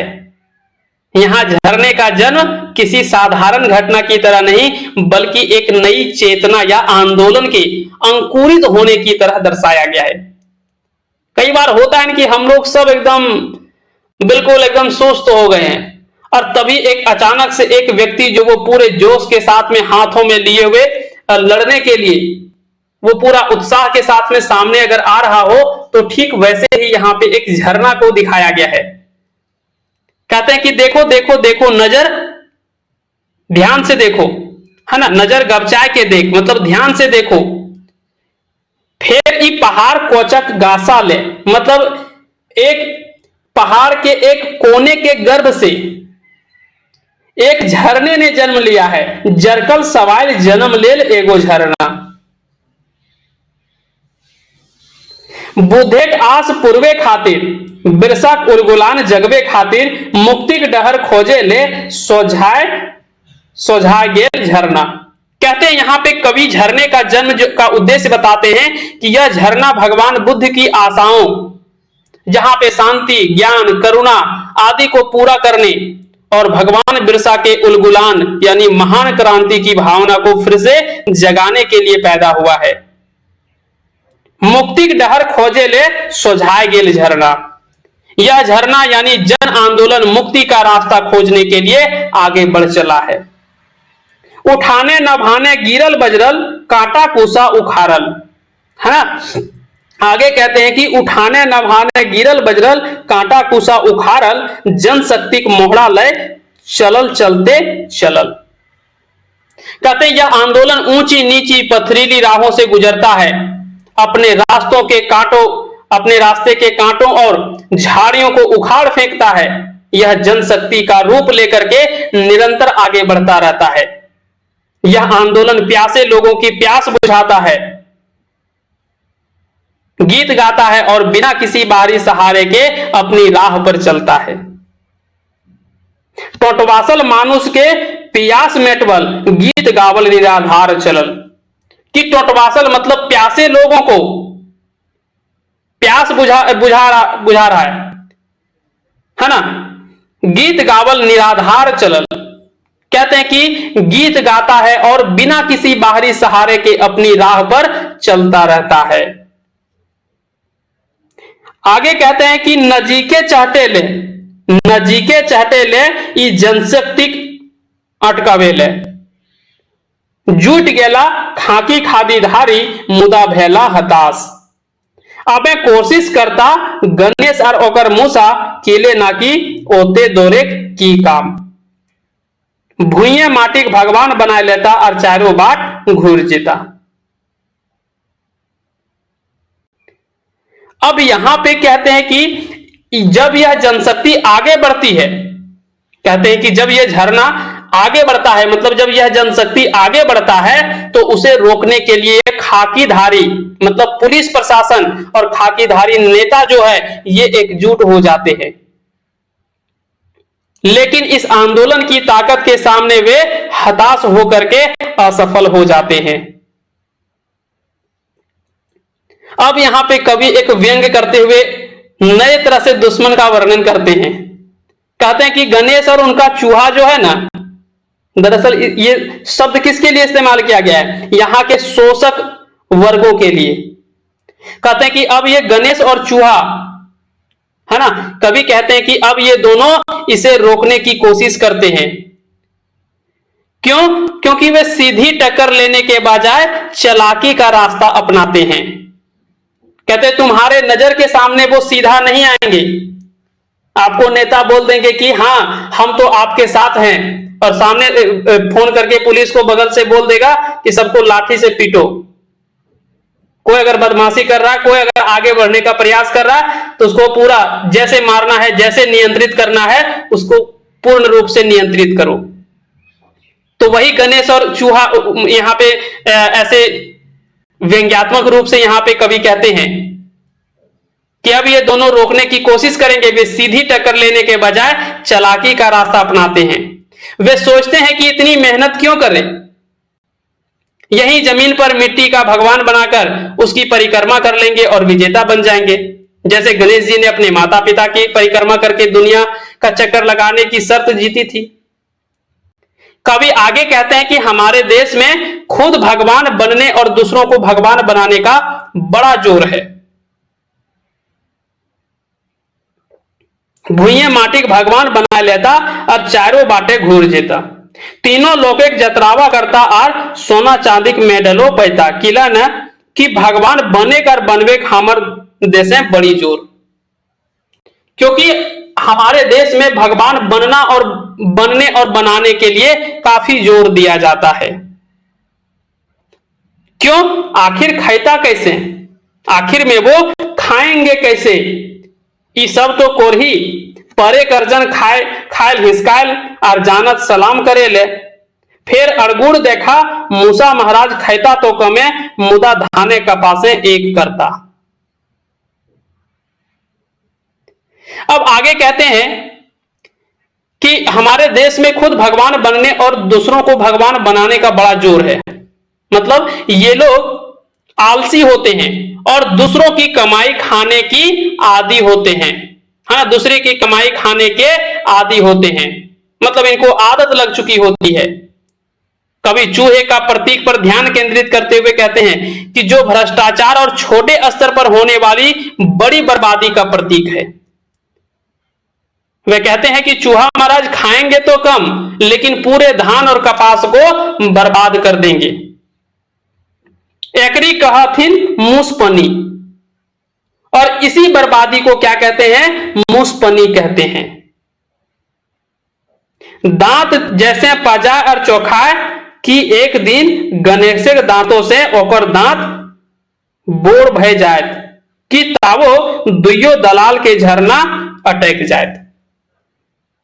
कहते हैं कि देख, कवि कल्पना करते हैं कि इस चूहे, मतलब इस चूहे का मतलब क्या? दलाल और जो भ्रष्ट एजेंट हैं, इसके दांत इतने बड़े और तेज हो जाएंगे कि गणेश जी के दांत भी इनके सामने छोटे पड़ जाएंगे। यानी उनके दांत, जो बोलते हैं कि हाथी का दांत लगा हुआ था, उससे भी दांत जो वो इनके बड़े हो जाएंगे। कविता एक चेतावनी के साथ समाप्त होती है ना? यह कविता जो वो एक चेतावनी के साथ जो वो समाप्त होता है, और कहते हैं कि भले ही आंदोलन को सीधी ताकत नहीं रोक पाए, लेकिन इन दोनों दलालों, गणेश जैसे चालाकी और चूहे जैसे भ्रष्ट तंत्र के कारण यह झरना जो वो आंदोलन या आंदोलन जो है वो रुक जाएगा।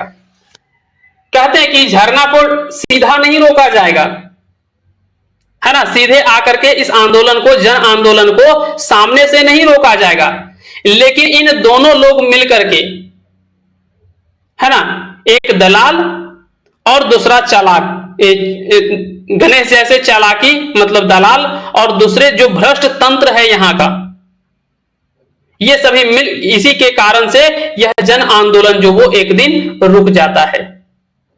फिर से नया झरना जन्म लेता है, फिर से उस झरने को रोक दिया जाता है। तो कहते हैं कि जब भी कोई जन आंदोलन, नया जन आंदोलन जन्म लेता है तो उसको इसी तरह से मिल करके इन भ्रष्ट तंत्रों के द्वारा जो वो रोक दिया जाता है। चलिए आगे बढ़ते हैं, कविता का संदर्भ थोड़ा सा हम लोग समझ लेते हैं, उसके आपको पूरा कविता जो वो मूल रूप से समझ में आ जाएगा। यह कविता एक शक्तिशाली रूपक है जिसमें झरना केवल पानी का स्रोत नहीं बल्कि एक जन आंदोलन या जनशक्ति का प्रतीक है। इस झरने का जन्म पहाड़ की कोख से होता है और यह भगवान बुद्ध के शांति और करुणा के आदर्शों तथा भगवान बिरसा के क्रांतिकारी उलगुलान की चेतना से प्रेरित है। कविता इस जन आंदोलन की यात्रा को विभिन्न दर्शाती है और विभिन्न ताकतों का वर्णन करती है जो इसे रोकने की कोशिश करते हैं। पहले व्यवस्था, पुलिस और नेता इसे जो वो सीधे रोकने की कोशिश करती है और असफल होती है। फिर कवि एक अधिक खतरनाक और कपटी दुश्मन का परिचय देते हैं जिसे गणेश और उनके चूहे के व्यंग्यात्मक प्रतीक के माध्यम से दर्शाया गया है। यह कविता दिखाती है कि कैसे एक ईमानदार आंदोलन को सीधी ताकत से ज्यादा नुकसान चापलूसी, भ्रष्टाचार और धोखेबाजी से होता है। तो आपको समझ में आ गया होगा कि इस व्यंग्यात्मक रूप से इस कविता में यह दिखाती है कि कैसे एक ईमानदार आंदोलन, जो जन आंदोलन को सीधी ताकत से ज्यादा नुकसान किससे है, जो चापलूसी करने वाले हैं, जो भ्रष्टाचार हैं और जो धोखेबाजी से की जाती है, वो ज्यादा जो वो नुकसान पहुंचाता है। क्योंकि जानते हैं कि पुलिस सीधे आपके सामने आकर के लड़ नहीं सकती क्योंकि वो बदनाम हो जाएंगे। नेता भी जानते हैं कि हम सामने जाकर के इस तरह से नहीं कर सकते क्योंकि फिर हमारा जो वोट बैंक जो है वो खराब हो जाएगा, तो वो अपने वोटरों का खराब नहीं करना चाहती है। तो इस तरह से जो वो दोनों ये सामने से आकर के नहीं, लेकिन अपने ये एजेंट लगा देते हैं, चापलूसी लोग और भ्रष्टाचार और धोखेबाजी जो इनके दलाली करने वाले लोग हैं, उनको जो वो सामने कर दिया जाता है ताकि यह जन आंदोलन को रोका जा सके। सवाल मतलब क्या होता है, भीगा हुआ या समाया हुआ। यहां पे क्या है, एक उद्देश्यपूर्ण इसका अर्थ है ना। सवाल झरना मतलब एक उद्देश्यपूर्ण, झरना मतलब यहां किसके लिए यहां पे उपयोग किया गया है झरना को, तो यहां के एक जन आंदोलन के रूप में झरना का प्रयोग किया गया, झरना शब्द का। नजर गपचा मतलब नजर गड़ा करके या ध्यान से। पहाड़ को अच्छा गासा ले, पहाड़ के कोने के गर्भ से। जरकल या सवाल, अंकुरित हुआ या एकत्रित हुआ। उलगुलान मतलब क्या हो गया, महाविद्रोह, बिरसा मुंडा का आंदोलन। सोझा गेल मतलब निकल पड़ा या चल पड़ा। अटकवेल मतलब रोकने के लिए। खाकी खादीदारी, पुलिस प्रशासन और नेता। कोरही मतलब आलसी या कामचोर। परे कर्जन मतलब दूसरे की कमाई। हिस्काल मतलब आदत पड़ना या लत लगना। मुस्पनी मतलब क्या हो गया, चूहे द्वारा की गई बर्बादी को क्या कहा गया है, मुस्पनी कहा गया। जो खाता कम है और बर्बाद ज्यादा करता है उसे मुस्पनी कहा गया है इस कविता में। कविता में झरना केकर प्रतीक है, देखिए यह सवाल ही पूछ दिया, पहला ही सवाल यही था। तो यह जो वो एक जनशक्ति के रूप में बताया गया है ना। कैसे बताया गया है, एक जनशक्ति या तो फिर जन आंदोलन के रूप में दर्शाया गया है। अगला सवाल है कि झरना के जन्म केकर आस पूरा करे खातिर भेल है, कि झरना का जन्म जो वो किसके किसके आस पूरा करने के लिए किया गया है, तो बुद्धे और बिरसा के आस पूरा करे खातिर जन्म लेल है। चलिए अगले सवाल पे आते हैं, जनशक्ति झरना के रोके लेल सबसे पहले के जुटला। तो यहां पे क्या हो जाएगा, खाकी खादीदारी, है ना। क्या हो जाएगा, खाकी खादीदारी। चलिए अगला सवाल है, गणेश और ओकर मूसा केकर प्रतीक है, तो चलाकी, दलाली और धोखा से काम बनावे वाला लोग के यहाँ पे गणेश और मूसा के रूप में, प्रतीक के रूप में दिखावल गेल है। कविता में मुस्पनी के की अर्थ बतावल गेल है। मुस्पनी का क्या अर्थ बताया गया है? मूसा नियर कम खाए के ढेर बर्बाद करे काम के यहाँ पे मुस्पनी कहा गया है ना। कविता कहो है कि मूसा महाराज खैता तो कम मुदा धाने कपासे एक करता, एकरी कहथिन मुस्पनी, ई भ्रष्ट दलाल के काम के देखावो है। चलिए अगला सवाल है कि पियास मेटवल, ई पंक्ति में झरना केकर पियास मेटवो है? टोटवासल मानुष के, मतलब जो प्यासा हुआ मानुष है उसका। कविता के हिसाब से हमर देश में की चीज के बड़ी जोर है? भगवान बने कर बनवेक, तो इसका आंसर हो जाएगा ग। अगला सवाल है कोरही शब्द के माने की हवा है? कोरही का मतलब क्या होता है? कामचोर या आलसी। कविता के अंत में झरना यानी आंदोलन के रुके के की कारण बतावल गेल है? कविता के अंत में झरना को रुकने का कारण क्या बताया गया है? गणेश और मूसा जैसन दलाल के चालाकी से। हाँ, कविता के अंत में इस पंक्ति को बोला गया है कि दुइयो दलाल से झरना अटक जाए। एकर माने है कि आंदोलन के असली खतरा सीधा टकराव से ना बल्कि भीतरी दलाल और भ्रष्ट लोग से है ना, भ्रष्ट आदमी से है। चलिए अगले सवाल पे आते हैं। इस कविता का आखिरी सवाल है, इस कविता का मूल स्वर क्या है, मूल टोन क्या है? एगो आंदोलन के शुरू से अंत तक के यात्रा जेकर में आशा और चेतावनी दुइयो है, तो इसका आंसर हो जाएगा ख। कविता के शुरू में झरना के जन्म से आशा और शक्ति के बोध हव है, मुदा अंत में गणेश मूसा के दलाली से आंदोलन के रुके के खतरा के चेतावनी देल गेल है। तो इस प्रकार से यहां से कुछ महत्वपूर्ण सवालों को भी आपने देख लिया। आज के आखिरी कविता, पांचवी कविता हम लोग पढ़ेंगे, फिर छठा से लेकर के 10वां तक हम लोग नेक्स्ट क्लास में हम लोग जो वो कवर करेंगे। आज हम लोग पांचों कविता का जिक्र करेंगे। पांचवी कविता पे आते हैं। पांचवी कविता का नाम है बुनियादे पत्थल, है ना, बुनियादे पत्थल। यह भी काफी अच्छी कविता है। जब आप इस कविता को पढ़ेंगे तो आपको बहुत कुछ सीखने के लिए मिलेगा। चलिए बुनियादे मतलब क्या हो गया? बुनियाद का, है ना, पत्थर यानी नींव का पत्थर। इसे क्या कह सकते हैं? नींव का पत्थर, नींव का पत्थर। क्लियर हो गया? तो बुनियादे पत्थर का अर्थ क्या हो गया? नींव का पत्थर। यह कविता समाज की सड़ी गली व्यवस्था पर एक बहुत ही तीखा और निर्मम प्रहार किया गया है।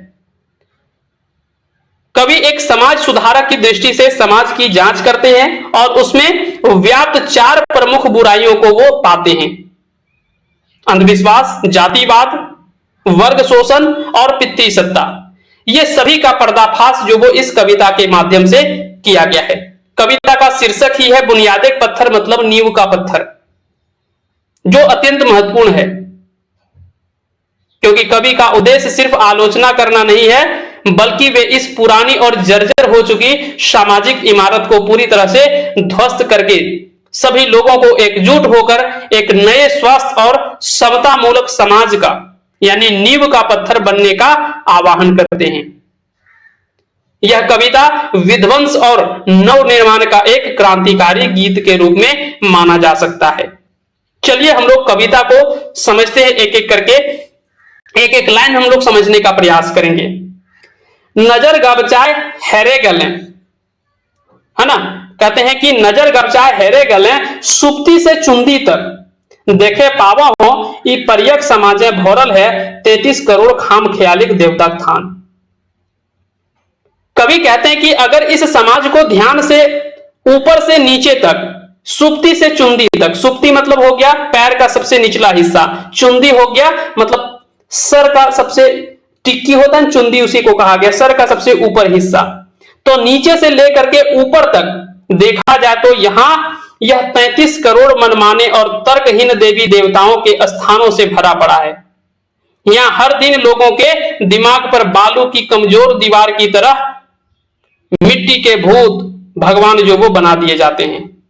लोग भाग्य और भगवान की चाटुकारिता करते हैं, उन पर कभी कटाक्ष भी करते हैं, है ना, कि रोज रोज मानुषे कपारे हिया रोज बालुक भीत नियर माटिक भूत भगवान बनोहत रोज मानुषे कपारे भाग लिखाए जाहे लीलज जीव आपन सवारथ चाटल परे भागर भगवाने चाट लेहत। कहते हैं कि लोग भाग्य और भगवान की चाटुकारिता करते हैं, कभी कटाक्ष भी करते हैं कि ऐसे बेशर्म लोगों का भाग्य तभी लिखा जाता है जब वे स्वार्थ की चाटुकारिता कर लेते हैं, जब वो केवल अपने स्वार्थ के लिए जीने लगते हैं, है ना। आगे कहते हैं कि आर देखे पावो हो कि और हम देख पाते हैं जात पातिक जो भी घेचा भोर कादा करिया गोरा थुलथुल पातर कादा भीतर जोंगटी गुले पेंगर पसर हवोहत आर माटिक रकत चूसोहत। अब देखिए यहां पे पहले हम बोले कि यहां पे कवि जो वो चार बुराइयों को यहां पे पहले बताते हैं। पहला तो एक अंधविश्वास था, है ना, आपने अंधविश्वास देख लिया। उसके बाद में जो बात करते हैं वो किसकी बात करते हैं, जातिवाद, है ना। यहां पे जातिवाद का जिक्र करते हैं। अगली पंक्ति में कहते हैं कि अब हम जब आगे जाकर के देखते हैं तो जाति पाति का एक जो भी मतलब दलदल देखने को मिलता है ना। कभी समाज की एक और भयावह तस्वीर दिखाते हैं, जाति पाति का गड्ढा जो गले तक कीचड़ से भरा हुआ है, पूरा दलदल को दिखाते हैं। इस कीचड़ में काले गोरे मोटे पतले के भेदभाव रूपी जोंक जो वो क्या है, पनप रहे हैं और वे इस धरती यानी समाज के लोगों का खून चूस रहे हैं। यह जातिवाद की गंदगी और उसके शोषक स्वभाव पर क्या है, एक शक्तिशाली टिप्पणी किया गया है कवि के द्वारा। अगली पंक्ति में कहते हैं ई समाजे आर एगो फोटो झलके है घमचुबा कोन्हो मोल नाय घोंचल सवारथ पैर लोग परेक अर्जन बैसले बैसल घी में छाकल मालपुआ खाहत उड़ीस जोंक नियर घाम गारक रकत चूसोहत कि दंगदंग खाड़ा नियर हाड़ लेके मानुष बाजता। अब देखिए यहां पे क्या है,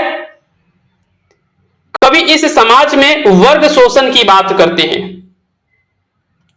है ना। तीसरा हम लोगों ने क्या कहा था, वर्ग शोषण का। तो कहते हैं कि यहां पे इस समाज में वे कहते हैं कि समाज में घमचुआ मतलब धूप में जो पसीना बहाने वाले मेहनती लोग हैं उसका कोई मूल्य नहीं है, और दूसरी ओर जो स्वार्थ के पर्दे में छिपे हुए लोग हैं जो दूसरों की कमाई पर बैठ करके घी में छने हुए मलपुए खाते हैं, वे खटमल और जोंक की तरह मेहनत करने वालों का खून चूसते हैं। कवि प्रश्न करते हैं कि क्या इंसान सिर्फ ठूंठ पेड़ की तरह, है ना, यहां पे देखिए शब्द का इस्तेमाल किया गया है कि दंगदंग खाड़ा नियर, कहते हैं कि दंगदंग खाड़ा नियर हाड़ लेके मानुष बांचता, कि क्या इंसान सिर्फ ठूठे पेड़ के जैसा, है ना, ठूठ पेड़ की तरह हड्डियों का ढांचा लेकर के जिंदा रह सकता है क्या? जब उसके अंदर को पूरा निचोड़ दिया जाएगा तो कोई इंसान कैसे बचेगा? केवल हड्डियों का ढांचा लेकर के जिंदा रह सकता है क्या? नहीं रह सकता है। और चौथी पंक्ति में कहते हैं कि आर एगो अरगुड़ जनी बनवल गेल हथ छुआ जन्मे की मिसीन। और चौथी अगली पंक्ति में कवि कहते हैं, यहां पे एक बड़ी समस्या जो स्त्रियों की दुर्दशा की ओर जो वो इशारा करते हैं। वे कहते हैं कि यहां पे औरत को सिर्फ बच्चा पैदा करने की मशीन या दान करने की वस्तु जो वो बना दिया गया है ना। आर एगो अरगुण जनी बनवल गेल हथ छुआ जन्मेक मिशीन दान करेक बसूत गोला बन गेल हथ सामाजिक मर्द। मतलब क्या? गोला बन गेल हथ सामाजिक मर्द बाहरे सामाजिक सगर गाड़ी एकर एक चाके गाड़ी डहरे डिहेर जीतक ई फाटक फुलाए पोंगा पंथी खाम ख्याली गोबर डिंग दुर्गंध बासा है ई दुर्गंधे नाक फाटे है लोगे लेपटल ही की कोन्हो गात मानुष बने पारत असंभव कहूं नाय तो आवा नावा समाजे खातिर सभिन मिल मिस के बनब बुनियादी पत्थर। अब यहां पे कवि अगले पंक्ति में कहते हैं कि यहां पे जब एक हम नजर गड़ाते हैं तो यहां पे एक और समस्या देखने को मिलता है, और वो इशारा करते हैं किसकी तरफ? स्त्रियों की दुर्दशा की तरफ। कहते हैं यहां औरत को सिर्फ बच्चा पैदा करने की मशीन या दान करने की वस्तु बना दिया गया है। इस व्यवस्था में समाज के मर्द भी जो है वो बिना सोचे समझे व्यवहार करने वाले बैल बन गए हैं। कभी सवाल करते हैं, वाह रे समाज की गाड़ी, सगर गाड़ी, सगर गाड़ी मतलब होता है बैलगाड़ी। कहता वाह रे समाज की गाड़ी, क्या एक पहिए की गाड़ी कभी रास्ते पार कर सकती है क्या? यानी यहां पे कहते हैं कि अगर स्त्री और पुरुष, अगर एक गाड़ी का दो चक्का है, अगर एक को हटा दिया जाए तो क्या वो गाड़ी अच्छे से चल पाएगा क्या? तो यहां पे कवि सवाल करते हैं कि वाह रे समाज की गाड़ी, क्या एक पहिए की गाड़ी कभी रास्ता पार कर सकती है? इसका भाव है कि जब तक स्त्री और पुरुष जो गाड़ी के दो पहिए के समान है वो बराबर नहीं होंगे तब तक समाज जो वो आगे नहीं बढ़ सकता। अंत में कवि इन सभी बुराइयों, खोखले दिखावे, अंधविश्वास और मनमानी को गोबर के ढेर की संज्ञा देते हैं, है ना? कहते हैं ना कि ई फटक फुलाए पोंगापंथी खाम ख्यालिक गोबर डींग, है ना? ई फटक फुलाए पोंगापंथी खाम ख्यालिक गोबर डींग दुर्गंध बासा है। कहते कि जिससे असहनीय दुर्गंध आ रही है, वे कहते हैं कि इस दुर्गंध में कपड़े से लिटा हुआ कोई भी शरीर मनुष्य नहीं बन सकता, है ना? कपड़े से लिपटा हुआ इस दुर्गंध शरीर को अगर कोई कपड़े से लिपट करके अगर कहीं ढक ले कपड़े से, तो क्या वो मनुष्य बन सकता है क्या? यह असंभव है। कहते हैं नहीं, बिल्कुल भी नहीं। तो आपको अंदर से अच्छा बनना पड़ेगा और इस जो दुर्गंध आ रहा है इसको आपको हटाना पड़ेगा। मतलब जो दुर्गंध यहां पे क्या है, जो आपके अंदर में जो छिपी हुई बुराइयां हैं उनको आपको धोना होगा। इसलिए कवि आह्वान करते हैं कि आओ एक नया समाज गढ़ने के लिए हम सभी मिलजुल कर एक उस नए समाज की नींव का पत्थर बने। तो वही कहते हैं कि तो आवा नावा समाज गहे खातिर सभी मिल मिल के बनब बुनियाद एक पत्थर, कि आइए हम सभी मिलजुल करके एक नए समाज की नींव का पत्थर बने। और ये कवि जो वो सभी से आह्वान करते हैं। यह कविता समाज की सड़ी गली व्यवस्था पर एक बहुत ही तीखा और निर्मम प्रहार है। कवि एक समाज सुधारक की दृष्टि से समाज की जांच करते हैं तो उसमें व्याप्त चार प्रमुख बुराइयों, अंधविश्वास, जातिवाद, वर्ग शोषण और पितृसत्ता का पर्दाफाश करते हैं। कविता का शीर्षक बुनियाद एक पत्थर यानी नींव का पत्थर अत्यंत महत्वपूर्ण है, क्योंकि कवि का उद्देश्य सिर्फ आलोचना करना नहीं, वे इसे पुरानी और जर्जर हो चुकी सामाजिक इमारत को पूरी तरह से ध्वस्त करके सभी लोगों को एकजुट होकर के एक नए स्वस्थ और समतामूलक समाज की नींव का पत्थर बनने का आह्वान करते हैं। यह कविता विध्वंस और नव निर्माण का एक क्रांतिकारी गीत के रूप में दर्शाया गया है। आइए थोड़ा सा यहाँ पे कुछ कठिन शब्दों का इस्तेमाल किया गया है, इन कठिन शब्दों को देख लेते हैं। जैसे कि बुनियाद एक पत्थर मतलब नींव का पत्थर, नजर गबचाए मतलब नजर गड़ा करके या ध्यान से, खाम ख्यालिक मतलब मनमाना या सनसनी तर्कहीन, बालुक भीत मतलब बालू की दीवार या अस्थिर जो कमजोर है, जात पातिक जो भी मतलब जाति पाति का गड्ढा, घेचा भर कादा मतलब गले तक कीचड़, जोंगटी यानी जोंक,